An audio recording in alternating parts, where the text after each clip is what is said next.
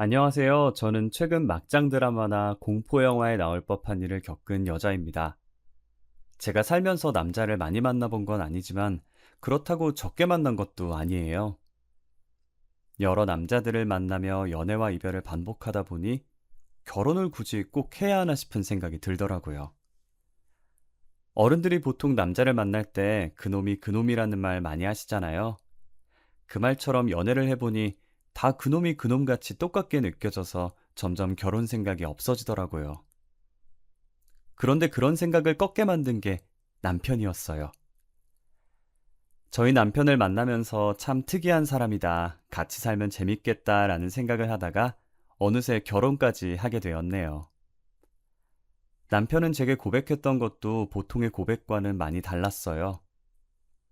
소연 씨, 저 오늘 아니면 이 말 영원히 못할 것 같아서요. 무슨 말인데요? 도대체 무슨 말이길래 표정이 심각해요? 데이트를 마치고 집으로 가는 길에 남편이 제 손목을 잡고 돌려 세우더니 뜸을 들이고 머뭇거리는 거예요. 저는 드디어 남편이 제게 고백한다는 생각에 마음이 들떠 있었어요. 고백하면 바로 받아주겠다며 속으로 쾌재를 부르고 있는데 대뜸 자신의 가정사를 말하더라고요. 소연 씨, 저는 남들과는 다르게 부모님이 안 계세요. 두 분 다 오래전에 돌아가셨거든요. 네? 저는 상혁 씨가 겉보기엔 밝아 보이셔서 그런 아픔이 있는지 몰랐어요. 그런 표정으로 보실 필요 없어요. 오래된 일인걸요. 제가 가족에 대한 정이 뭔진 잘 모르지만 소연 씨한테 어떤 남자들보다도 더 잘해줄 자신 있어요. 저 믿고 한번 만나보실래요? 네, 좋아요. 저는 상혁 씨가 어떤 사람이든 어떤 생활을 했든 저는 아무 상관 없어요. 그런 건 전혀 중요치 않거든요. 앞으로 제가 상혁 씨 가족이 되어줄게요. 부모님이 오래전에 돌아가셨다고 고백하는 남편에게 해줄 것이 없어서 가만히 안아주었어요. 솔직히 두 분 다 안 계시다는 말에 조금 놀란 건 사실이에요. 하지만 당사자 앞에서 그걸 티내면 남편이 기분 나빠할 것 같아 속으로만 놀랬었죠. 오히려 충격 고백에 남편은 정말 진솔한 사람이었고 저를 진심으로 사랑한다는 걸 느꼈어요. 본인의 약점까지 전부 드러낼 정도로 저를 많이 믿는 것 같아 더 좋아해버렸죠. 보통 저희 나이가 되면 이제 결혼까지 보고 연애를 할 텐데 부모님이 안 계시다고 하면 망설이는 사람들이 간혹 있잖아요. 당사자들은 상관없겠지만 부모님들이 옛날 분이시라 부모 없는 사람과의 결혼을 안 좋아할 수도 있으니까요. 저희 부모님은 옛날 분이신 것 치고는 나름 신세대 마인드이신 편이지만 아직까지도 고지식하신 면이 없지 않아 있으세요. 분명 결혼을 한다고 하면 부모님이 안 계시다는 이유로 반대를 하실 거라 예상되는데 저는 부모님을 꺾을 자신이 있었어요. 남편은 당시 조그만 원룸에서 살고 있었어요. 혼자 사는 남편이 안쓰럽기도 하고 외로워 보이기도 해서 매일 자취방에 찾아갔고 항상 양손 가득 음식을 들고 갔어요. 짠! 나 기다렸지? 오늘도 반찬 양껏 가지고 왔어. 오빠 계란말이 좋아하잖아. 계란말이 많이 먹으라고 한 통 가득 가지고 왔어. 안 그래도 된다니까 매번 미안하게. 고마워. 소연이 너 때문에 내가 사는 것 같아.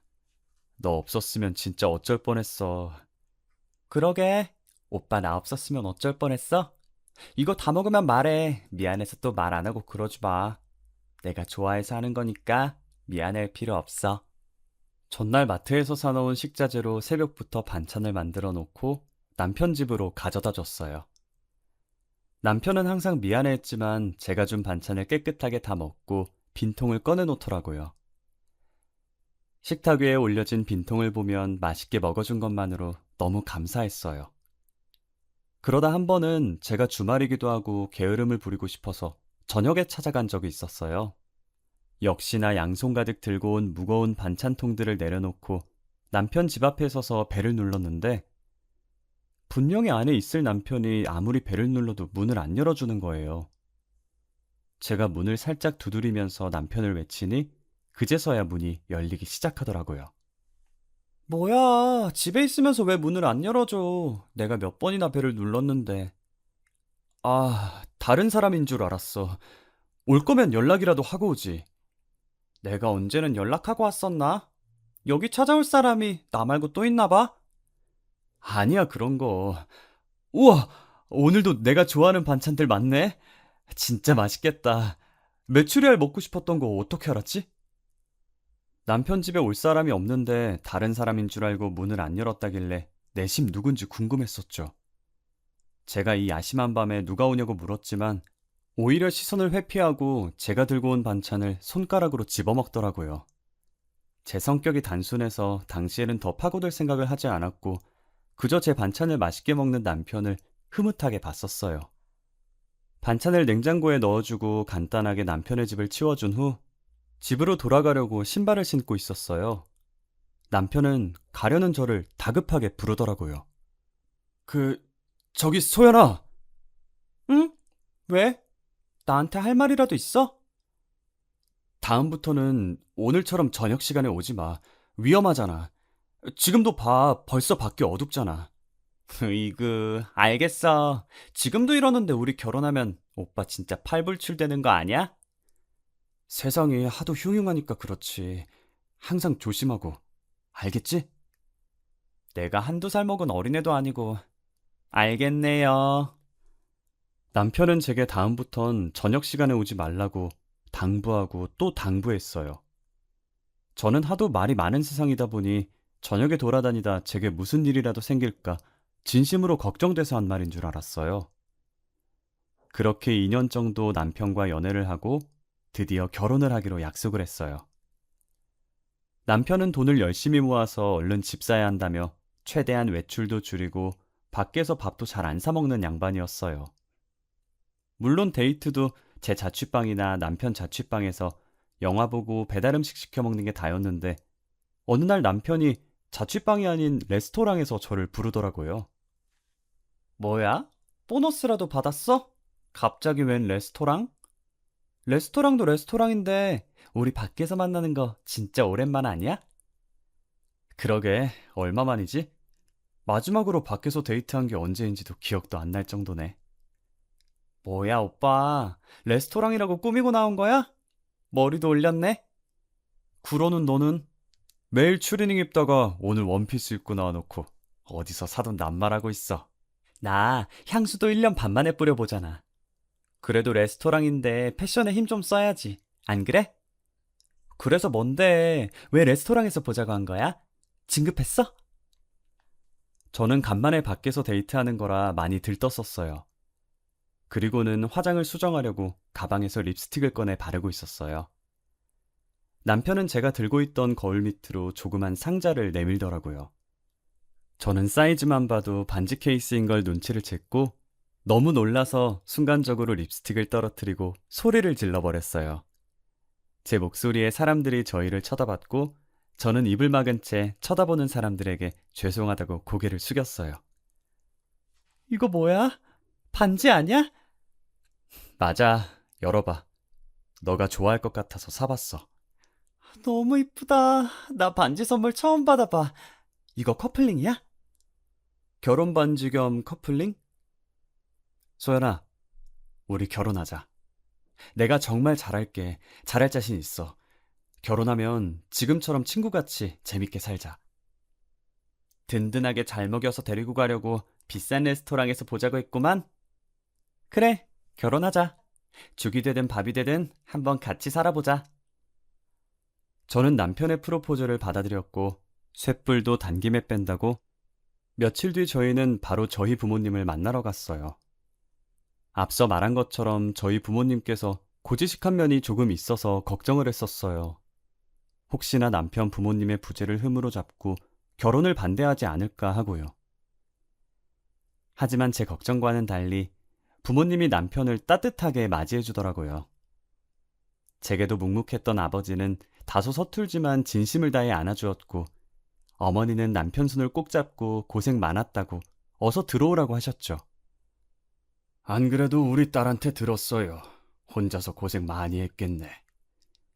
잘 왔어요. 어서 들어와요. 그동안 많이 힘들었을 텐데 잘 버텨줘서 너무 고마워요. 그리고 철부지 우리 딸 잘 챙겨줘서 너무 고마워요. 아니에요. 소연이가 얼마나 어른스러운데요. 철부지는 오히려 전걸요. 아마 부모님들 앞이라서 철없는 모습만 보이는 것 같은데 알고 보면 저보다 성숙한 사람이에요. 어머, 말도 어쩜 이렇게 잘할까. 앞으로 우리를 부모님이다 생각하고 편하게 지내요. 우리도 아들 하나 생겼다 생각하고 우리 딸보다 더 잘 챙겨줄 테니까. 엄마, 나 막 서운하려고 그래. 사위사랑은 작물하더니 벌써부터 오빠 챙기는 거야? 딸이 듣는 앞에서 딸보다 더 잘 챙겨준다고 하고. 나 진짜 서운해. 딸, 아빠가 있잖아. 아빠는 항상 너가 1순위다. 알지? 저희는 화기애애한 분위기로 별다른 문제 없이 결혼 허락을 받았고 남편의 부모님께서 안 계시니 상견례 없이 일사천리로 결혼을 진행했어요. 남편이 그동안 집 산다고 돈을 열심히 모으긴 했지만 턱없이 부족해서 신혼집은 대출과 부모님 도움을 조금 받아서 제가 장만했고 남편은 혼수가전을 해오기로 했습니다. 신혼여행 가 있는 동안에 혼수가전들이 하나둘씩 도착했어요. 휑했던 집이 신혼여행 후 돌아와 보니 제법 사람 사는 집같이 꾸며져 있더라고요. 이쁜 그릇들과 커플 앞치마까지 세팅해 놓은 주방은 보고만 있어도 기분이 좋아졌죠. 우리가 진짜 결혼을 했구나. 신혼이 이런 거구나 싶었어요. 오빠, 우리 드디어 말로만 듣던 신혼이야. 나 너무 설레. 그렇게 좋아? 아주 입이 귀에 걸렸네. 당연히 좋지. 오빠는 안 좋아? 사놓은 접시들이 너무 귀엽다. 그치? 우리 맛있는 거 많이 해 먹자. 나도 좋아. 우리 앞으로 이 접시가 닳아서 없어질 때까지 여기다 음식 올려서 먹자. 좋지. 나 요리 잘하는 거 알지? 오빠 완전 봉 잡은 거야. 일 잘하지, 요리 잘하지, 거기다 청소랑 빨래도 잘해. 진짜 못하는 거 없는 와이프 만난 거야. 저희는 여느 신혼부부들처럼 알콩달콩 깨를 볶으며 이쁘게 살았어요. 하지만 그것도 잠시. 저희가 결혼한 지 1년이 지났을 때 등장한 불청객 한 명 때문에 저희의 결혼 생활에 금이 가기 시작했어요. 당시 남편은 출근하고 저는 연차를 써서 혼자 집에 있었거든요. 택배 올 것도 없는데 누군가 저희 집 배를 누르는 거예요. 처음엔 남편인 줄 알고 문 열려고 방에서 불이 나게 나왔어요. 하지만 시간을 보니 남편이 올 시간도 아닐 뿐더러 만약 남편이라면 비밀번호를 입력해서 들어오지 굳이 배를 눌러서 제가 나올 때까지 기다리지 않잖아요. 저는 문을 열어주지 않고 문 쪽을 쳐다봤어요. 요즘 세상이 하도 흉흉해서 이상한 사람들이 많으니 혹시나 하는 마음에 문을 열어주지 않으려고 했죠. 벨이 2번 정도 더 울렸지만 문을 열어주지 않았고 얼마 지나지 않아서 문 두드리는 소리가 들리더니 간간히 남편 이름을 부르는 목소리가 들리더라고요. 아무래도 남편이랑 아는 사람인 것 같아서 문을 열어줬어요. 제가 문을 열었더니 바로 앞에 할머니 한 분이 서 있더라고요. 상자 접어둔 게 몇 개 담긴 리어카까지 끌고 온 게 아무래도 폐지를 줍는 할머니 같았어요. 무슨 인연인지는 모르겠지만 남편과 안면이 있는 할머니인가 싶었어요. 아, 못 보던 아가씨네. 그 짝이 우리 상혁이 신보인가? 네, 그런데요. 저희 오빠랑은 무슨 사이시길래 저희 집까지 오신 거예요? 나? 나는 상혁이 애미지. 상혁이가 내 아들이요. 그게 무슨 소리예요? 저희 남편은 가족 없어요. 오래전에 돌아가셨다고 들었는데. 아니요. 내가 이렇게 두 눈 똑바로 뜨고 있는데 죽긴 뭘 죽어. 우리 영감도 아직 잘 살아있구만. 상혁이가 아가씨한테 말 안 했나 보네. 저는 이 상황이 너무 당황스러웠어요. 대뜸 리어카 끌고 와서 남편 찾는 할머니도 너무 당황스럽고 그 할머니가 자신이 남편의 친모라고 주장하는 것도 모두 황당했어요. 제가 무슨 반응을 보여야 할지 몰라서 문을 붙들고 할머니만 쳐다봤고 할머니는 다리 아프게 계속 자신을 여기다 세워둘 거냐고 집 안에 들어오려고 하시더라고요. 때마침 남편이 퇴근을 해서 집으로 들어오고 있었고 문 앞에 서 있는 저와 할머니를 보고 당황스러운 듯 보다가 저희 쪽으로 뛰어왔어요. 지금 여기서 뭐 하시는 거예요? 왜 여기까지 찾아왔어요? 이 정도 했으면 된 거 아니에요? 제가 이만큼 피해 다녔으면 제발 그만하고 가세요. 상혁아, 이 애미 한 번만 살려다오. 내가 얼마나 급하면 여기까지 찾아왔겠냐. 오죽 급했으면 이러겠냐고. 제발 애미 한 번만 살려주면 안 되겠어? 남편은 자신에게 매달리는 할머니를 매정하게 내쫓았고 그대로 현관문을 닫아버렸어요. 갑자기 벌어진 일에 놀라서 다시 문을 열려고 하는데 남편이 제 앞을 막더라고요. 뭐 하는 거야, 오빠?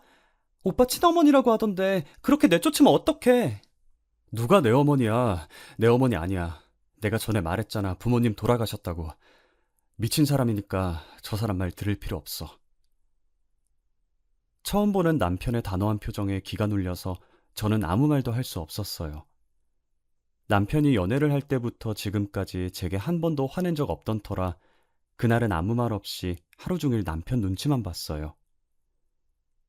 다음 날 주말이었고 남편이 친구를 만나러 가고 없을 때 할머니가 다시 찾아왔더라고요. 저는 문 앞에서 왔다 갔다 하며 열어줄까 말까 한참을 고민했어요. 무슨 사연인지 궁금해서 바로 문을 열어주고 싶다가도 제가 할머니를 만났다는 걸 알면 남편이 싫어할 것 같아서 많이 망설였어요. 하필 제가 궁금한 건 못 참는 성격이라 두 눈 꼭 감고 문을 열어버렸어요. 그리고 서서 할 얘기는 아닌 것 같아 할머니를 저희 집 안으로 들어오게 했어요. 물 한 잔을 할머니께 건네면서 남편과는 무슨 사이인지 여쭤봤어요. 혹시 실례가 안 된다면 저희 남편과 어떤 사이인지 자세히 설명해 주실 수 있나요? 안 그래도 그거 말해주려고 찾아온 거요. 나는 어제 말했다시피 상혁이 애미, 그리고 상혁이 애비는 사고로 식물인간이 돼서 지금 병원에 누워있고. 식물인간이요? 아니 어쩌다. 그건 너가 자세히 알 거 없고 내가 어제 찾아온 건 너무 급해서 어쩔 수가 없었어. 미안하다. 급하게 돈이 필요한데 내가 부탁할 곳이 아들밖에 더 있겠냐? 무슨 돈이 필요하시길래? 우리 상혁이한테 여동생이 하나 있는데 그것이 사고를 쳐서 임신을 한 거예요. 돈이 없어서 결혼식도 못 올리고 지 신랑이랑 따로 살고 있더라고. 아가씨 남자친구 쪽에서는 지원 못 해주신대요? 우리 집 가난한 집안이라고 결혼 허락도 안 해주는데 지원을 해주겠어? 그쪽 집안에서 나보고 3천만 원 혼수해올 자신 있으면 결혼 허락해준다더라. 네?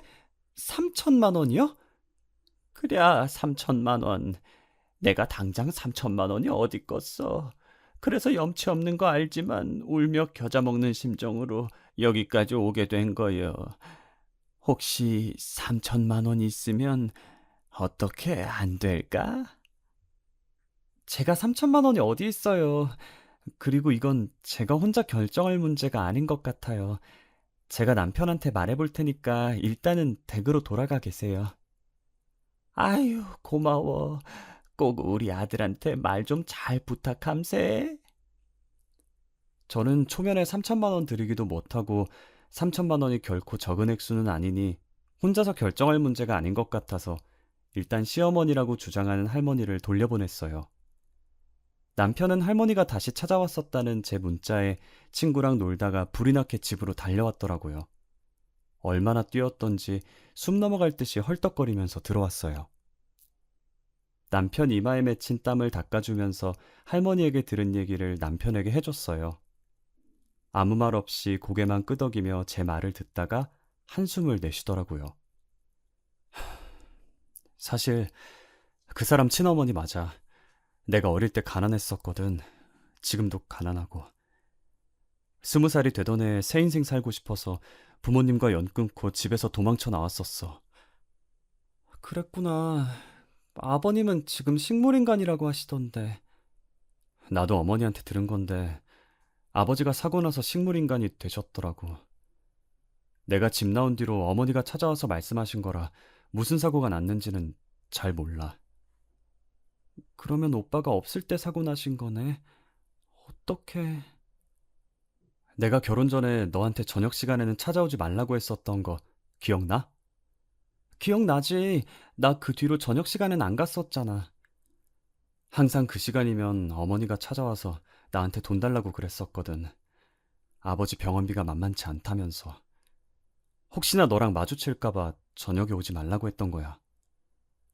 신혼집 구할 때도 자취방이랑 멀리 떨어진 곳 구하자고 하더니 이게 다 어머님 때문이었어? 음, 미리 말 못해서 미안해. 말없이 이사 가면 못 찾을 줄 알았는데 이렇게 찾아올 줄은 몰랐어. 내가 어느 회사 다니는지 아니까 퇴근 시간에 와서 나를 미행하신 것 같아. 시어머니는 결혼 전에 남편한테 돈 달라고 계속 찾아왔었다고 하더라고요. 남편도 처음에는 낳아주고 키워준 정이 있어서 돈 달라고 할 때마다 줬었대요. 돈 주는 버릇을 하다 보니 시어머니는 습관처럼 남편을 찾아왔고 남편은 그런 시어머니에게 진절머리가 나서 도망치려고 했고요. 결혼 후 1년 동안 안 찾아온 건 신혼집을 멀리 가는 바람에 남편을 찾지 못했던 거예요. 남편이 회사랑 거리가 먼 곳인데도 불구하고 이 집을 계속 고집한 이유가 뭔가 했는데 자신의 자취방이랑 멀고 시어머니가 찾아오지 않을 것 같아서 그랬던 것이었어요. 미안해. 내가 미안하다는 말 말곤 할 말이 없네. 그런데 항상 같은 시간에 오시다가 왜 어제는 일찍 오셨을까? 오늘은 나한테 사실대로 말해주려고 온 거라고 쳐도 말이야. 어제는 뭐 때문에... 어차피 나한테 말하면 부탁 안 들어줄 게 뻔하니까 너를 노리고 찾아온 것 같아. 우리 그냥 다른 지역으로 이사 가자. 나 진짜 다시는 가족들이랑 얽히고 싶지 않아. 그러지 말고 내가 3천만 원 줄 테니까 부모님이랑 연 끊지 마. 그래도 낳아주신 분들인데 어떻게 연을 끊어. 그러지 말자, 응? 낳아준 부모님이랑 연 끊겠다는데 제가 어떻게 가만히 보고만 있겠어요. 저는 남편에게 그러지 말라고, 그러다 나중에 후회한다며 며칠간 설득을 했어요. 결국 저의 끈질긴 설득으로 남편은 연을 끊지 않기로 했고 제가 준 3천만 원을 어머님께 드렸어요. 그러고 며칠 뒤 제게 발신번호 제안으로 전화가 온 거예요. 혹시나 보이스피싱일까봐 받을까 말까 망설였지만 호기심을 못 견디고 전화를 받았어요. 저는 아무 말도 없이 가만히 듣고만 있으니 30초 뒤 스피커 너머로 어떤 여자 목소리가 들리더라고요. 여보세요? 뭐야, 받은 거야, 만 거야? 여보세요? 안 들려요? 들려요. 누구세요? 들리면서 왜 대답을 하네요? 저 상혁 오빠 전 여자친구인데요. 앙칼진 목소리의 주인은 다름 아닌 남편의 전 여자친구였어요. 전 여자친구라는 말에 짧은 시간 동안 수만 가지 생각이 스쳐 지나갔어요. 도대체 전 여자친구가 내게 무슨 볼일로 전화를 한 걸까? 혹시나 남편을 다시 내놓으라는 전화일까? 짧은 순간에 막장 드라마 한 편 만들었죠. 그래서요? 전 여자친구분이 무슨 일로 저한테 전화 주신 거죠? 궁금한 게 있어서요. 제가 2년 전에 상혁 오빠랑 결혼까지 약속했었거든요. 결혼 날짜도 잡았었고요. 그래서요? 그게 뭐 어쨌는데요? 결혼 3일 남았을 때였나 4일 남았을 때였나 어머님이 저를 찾아오셔서 식물인간인 시아버지 병간호를 부탁했었거든요. 며느리니까 당연히 해야 한다면서. 그쪽한테는 그런 부탁 안 하셨어요? 어머님께서 그런 부탁을 하셨었다고. 왜 그래요? 무슨 일 있어요? 왜 갑자기 소리를 지르고 그래요? 귀엽게. 전 여자친구라는 사람은 남편이랑 결혼까지 약속했었는데 결혼하기 이틀 전에 파혼을 했다더라고요. 당시에도 남편이 부모님이 없다고 해서 그 여자도 남편한테 부모님이 없는 줄 알았대요. 그런데 결혼하기 3일 전쯤에 자신이 시어머니라고 주장하면서 시아버지 병간호를 부탁했다는 거예요. 그래서 파혼을 했는데 저한테는 그런 말 없었냐고 물어보더라고요. 저는 그런 말을 들은 적이 없어서 진짜냐고 그 여자한테 되물어보려고 하는 순간에 저희 집 벨이 울렸고 마치 공포영화처럼 현관문 벨이 울리면서 인터폰에 시어머니 얼굴이 비치더라고요. 이 타이밍에 시어머니 얼굴이 떠서 놀란 나머지 소리를 지르면서 들고 있던 휴대폰을 떨어뜨렸어요. 소리 지른 게 바깥까지 다 들렸는지 제가 있다는 걸 알고 시어머니는 문을 미친 듯이 두드렸어요. 벨을 눌렀다가 문을 두드렸다가 진짜 공포영화 한 장면인 것처럼 난리도 아니었어요. 제가 문을 열어주지 않자 스스로 열어보려고 손잡이를 잡고 계속 돌리는데 덜컹거리는 소리가 너무 선명하게 들려서 공포감이 들었어요.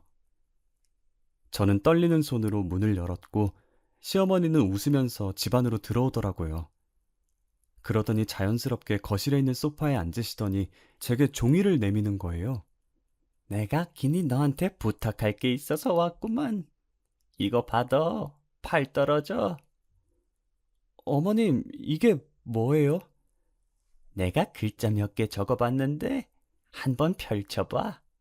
시어머니께서 건넨 종이를 조심스럽게 펼쳐서 봤는데 안에 뭔가가 적혀 있더라고요.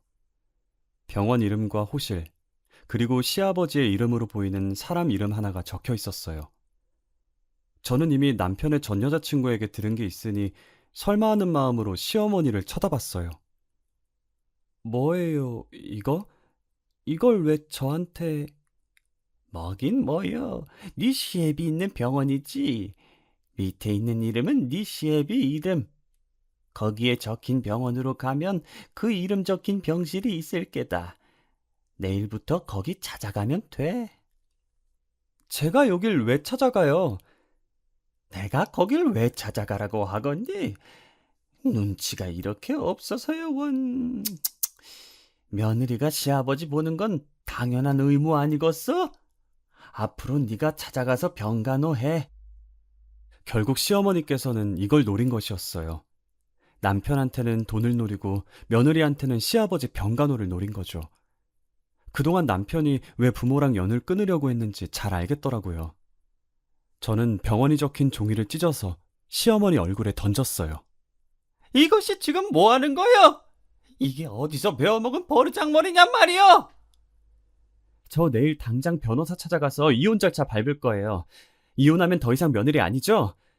저는 며느리가 아니라서 병간호할 수 없으니 어머님이나 실컷 하세요. 이게 지금 뭐라고 하는겨? 그리고 여긴 제 집이니까 나가주시겠어요?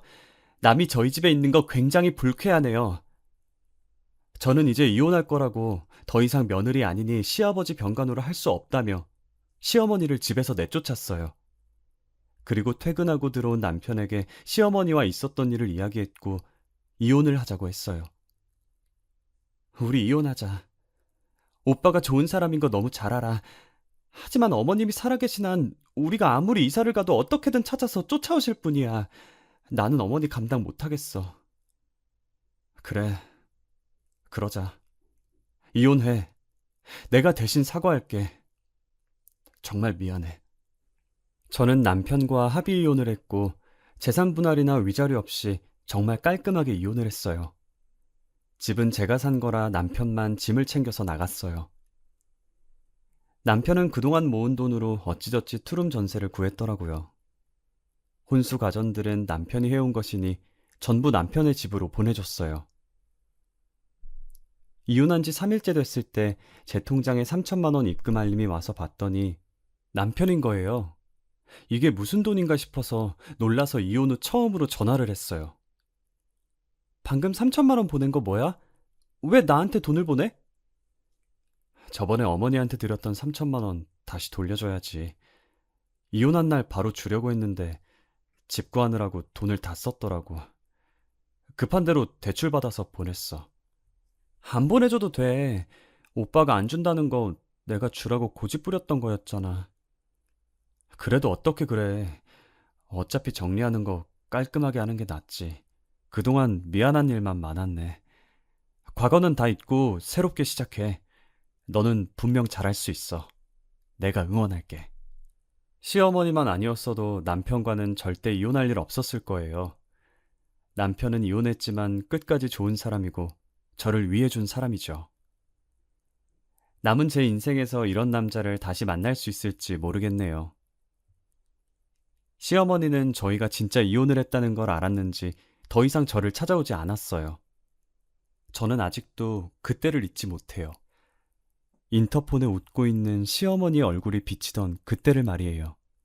이혼의 이유가 남편을 잘못 만나서 헤어진 건 아니지만 잘못된 시어머니를 만날까봐 무서워서 아직 재혼은 꿈에도 못 꾸고 있네요. 남편이 숨기지 않고 솔직히 말했다면 제가 결혼을 했었을까요? 여러분들도 결혼하기 전에 상대방에게 숨겨진 가족이 있는 게 아닌지 꼭 확인하고 결혼하시길 바랄게요. 저처럼 뒤늦게 침몰하며 찾아와서 시부모 봉양하라고 명령하는 사람은 안 만나길 기도할게요. 제 사연 읽어주셔서 감사합니다.